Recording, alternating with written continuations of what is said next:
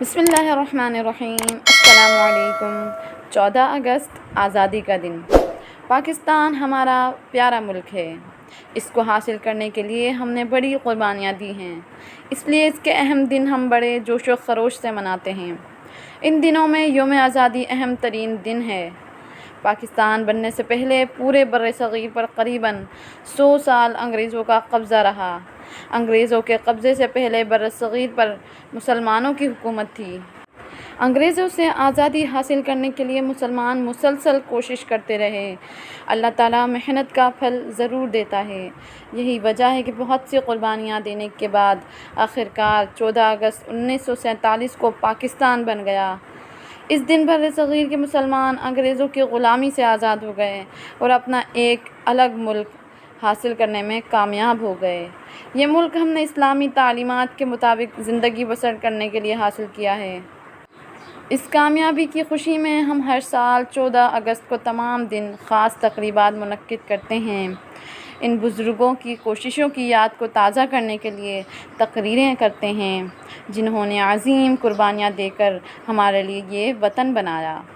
ان تقریروں میں اس بات پر خاص زور دیا جاتا ہے کہ ہم ان قربانیوں کو ضائع نہ ہونے دیں اور ملک کے چپے چپے کی حفاظت کریں۔ یوم آزادی کی خوشی میں ہر سال عام تعطیل ہوتی ہے، البتہ اسکول اور کالج صبح کو کچھ دیر کے لیے کھلتے ہیں۔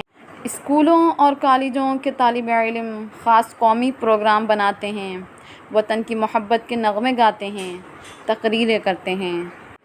یوم آزادی کے موقع پر سارے ملک کے شہروں اور قصبوں میں چراغاں کیا جاتا ہے۔ لوگ جوگ در جوگ گھروں سے باہر آ جاتے ہیں۔